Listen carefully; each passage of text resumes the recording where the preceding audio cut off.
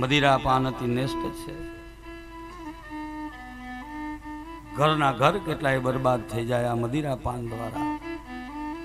લાખનો માણસ રાખનો થઈ જાય. એ બુદ્ધિશાળી હોય, અકલમંદ હોય, પણ જ્યાં બે ચાર ટીપા પડ્યા ને ભૂંડની જેમ આરોડતો હોય. બે પાંચ જણાને ઘરે મૂકવા જતા હોય. થાય પાછા હેરાન. અને પાછા પીએ એટલે તો એ તો શું ના શું બને.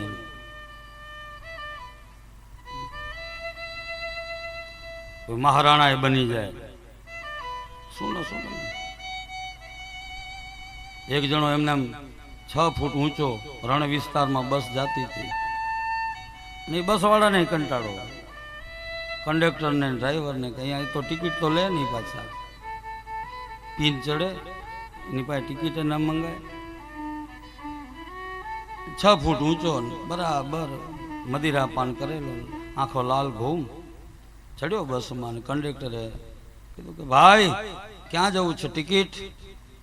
આને ખીજાયો, મારી પાસે ટિકિટ માંગે છે, ઓળખો નહીં હું મહારાણા પ્રતાપ. મહારાણા થઈ જાય. કંડક્ટરને થયું કે પીધેલો લાગે છે. બુદ્ધિશાળી હતો કંડક્ટર. આનાથી ઝઘડવાથી કાંઈ ફાયદો નહીં. એની સાથે ઝઘડો કરી આપણે પૂરા ન પહોંચીએ. અને ઝઘડો કરાય જ નહીં, બુદ્ધિ વપરાય. કંડક્ટરે બુદ્ધિ વાપરે. ઓહો એમ મહારાણા પ્રતાપ, મને ખબર નહીં, ઓળખ્યા નહીં આપને, ઇતિહાસમાં વાંચ્યું હતું, નજરે આજ જોયા. બુદ્ધિશાળી. એ 3ની સીટ હતી. એમને કીધું કે ભાઈ આપણી બસમાં મહારાણા પ્રતાપ પધાર્યા છે, આવો આવો ખાલી કરી દો. આખી સીટ ખાલી કરી દીધી. હા ને ઓલો હું તો મોજથી જોયું આપણો પ્રભાવ. રણ વિસ્તાર, ખરો બપોર, ઉનાળાની ઋતુ. આ બાજુ 4-5 કિલોમીટરમાં ક્યાંય પાણી ન મળે, આ બાજુ 4-5 કિલોમીટરમાં ક્યાંય પાણી ન મળે એવા વેરાન રસ્તામાં જ્યાં બસ પહોંચી, ડ્રાઈવરને ઈશારો કરી દીધો હતો કંડક્ટરે, અને ઘંટડી મારી, ચિત્તોડગઢ.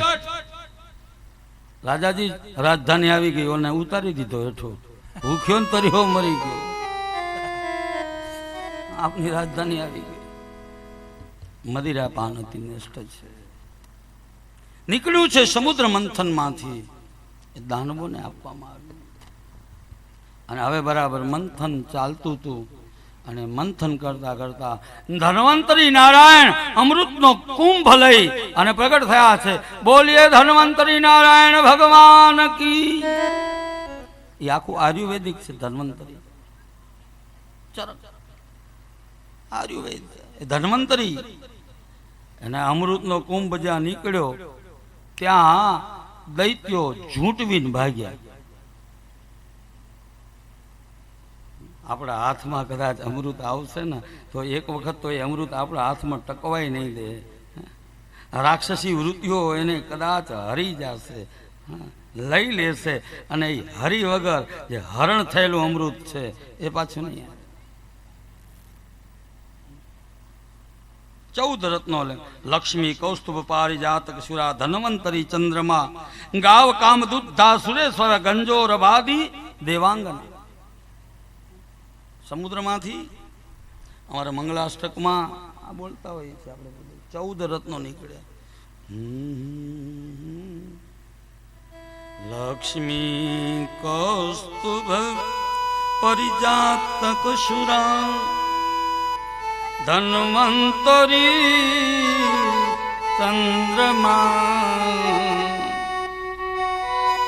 ગાવ, કામદુદા, સુરેશ્વર, ગજો, રંભાદિદેવાંગના,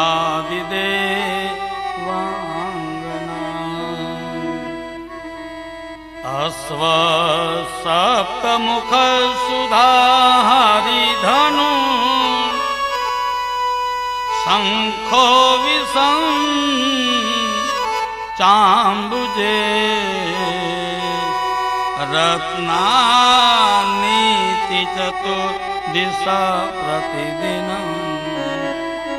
કુર્યાત્વદા મંગલમ.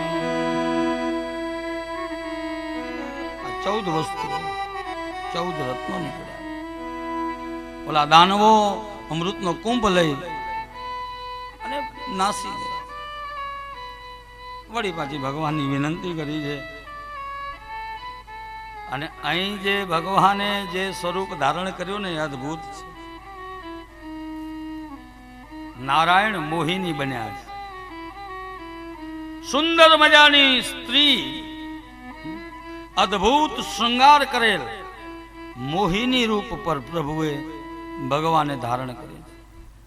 સુંદર વસ્ત્રો પરિધાન કર્યા છે. Room zoom room zoom room zoom. એક તો મારો પ્રભુ અને એ પછી મોહિની બને, એમાં પછી શું ખામી હોય? ઓલા દાનવો શિસ્ત નહોતું. અમૃતનો કુંભ હાથમાં છે, ધ્યાન દે. ઓલો કે હું પેલો પીવું, બીજો કે ના હું પીવું, ત્રીજો કે ના હું. એકબીજાના હાથમાંથી ઝૂંટવતા હતા. આ આપણી રાક્ષસી વૃત્તિ છે. એ વખતે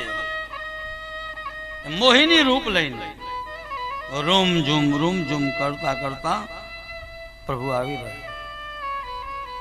રાક્ષસો તો જોતા જ રહી ગયા. દૈત્યો જો, ઓહો આવું રૂપ અમે કોઈ દિવસ જોયું નથી, અલૌકિક રૂપ.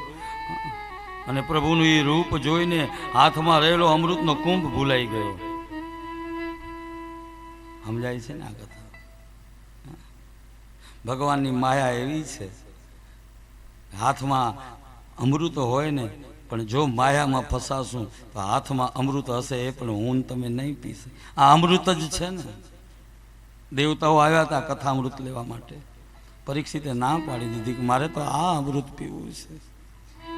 આવો અલભ્ય લાભ મળ્યો હોય મને તમને, અને જો આપણે અમૃત પાન ન કરી શકીએ તો શું કામ? દૈત્યો મોહિત થવા લાગ્યા. એ સુંદરી, અમારી સાથે તું વાતચીત કર. તું કોણ છે? ક્યાંથી આવી છે? મોહમાં ફસાતા ગયા. અને મોહિની સ્વરૂપે ભગવાને કહ્યું ઓલા દૈત્યોને કે એક કામ કરીએ, તમારે પેલો જે ઝઘડો છે ને એને નિપટાવી દઈએ, પછી શાંતિથી બેઠા બેઠા વાતો કરશું. લાવો એ કુંભ લાવો મને, અમૃતનો કુંભ. અને એ દેવતાઓ તમે બધા આવી જાઓ, આમ લાઈનમાં બેસી જાઓ. પેલા અમને થોડું થોડું પાઈ દઉં અને પછી જે વધે બધું તમારું. દાનવો મોહમાં પકડ્યા છે, માયામાં ફસાયા છે, મોહિનીના સ્વરૂપમાં ફસાયા છે. દેવતાઓ કતારબદ્ધ બેઠા છે. આજ મોહિની સ્વરૂપે, મોહિની નારાયણના રૂપે ભગવાન એક પછી એક દેવતાઓને કુંભ દ્વારા અમૃત પાઈ અમર કરી રહ્યા છે. એમાં રાહુ નામનો એક રાક્ષસ, એને વેમ પડ્યો કે આમાં કાંઈક રમત ચાલે છે.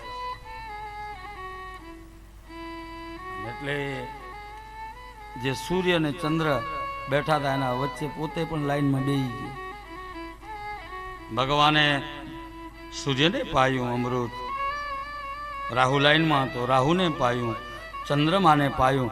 અને ખ્યાલ આવ્યો કે એક રાક્ષસ અહીં આવ્યો છે, અમૃત પી ગયો છે. સુદર્શન ચક્રથી ધડથી મસ્તક અલગ કર્યું. 2 રૂપે મને તમને નડવા લાગ્યો. રાહુ ને કેતુ, ધડે કેતુ થયું. વિચાર કરીએ કે એક રાક્ષસે અમૃત